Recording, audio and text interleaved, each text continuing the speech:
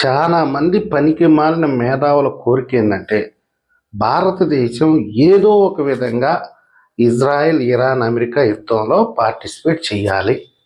ఈ దేశం ఆర్థిక సంక్షోభంలో కూరుకుపోవాలి. అమెరికా భారతదేశం మీద శాంక్షన్స్ వేయాలి. ఇది వీళ్ళ తొత్తర. నేను ఇలాంటి వాళ్ళకి ఇచ్చేటటువంటి గొప్ప సలహా ఏంటంటే, మీ ఇంటి పక్కన వాళ్ళ మీద లేకపోతే దారిని పోతున్న వాళ్ళ మీద ఒక చిన్న గులకరాయి తీసుకుని కొట్టండి. పెద్దదాంతో వద్దు, మళ్ళీ హత్యా నేరం కింద బొక్కలోకి పోతారు. ఆ తర్వాత వాడు మిమ్మల్ని గోబ పగలగొట్టి పోలీస్ స్టేషన్లో కూర్చోబెడతాడు. అంతటితోటే మీ తొత్తర తీరిపోద్ది. ప్రశాంతంగా బతకటం నేర్చుకుంటారా. భారతదేశాన్ని చూసి గర్వపడండి.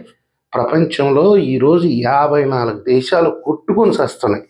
మన దేశం మీద కన్నెత్తి చూడాలంటేనే ఉచ్చబోసుకుంటున్నారు వాళ్ళు. దయచేసి అర్థం చేసుకోండి.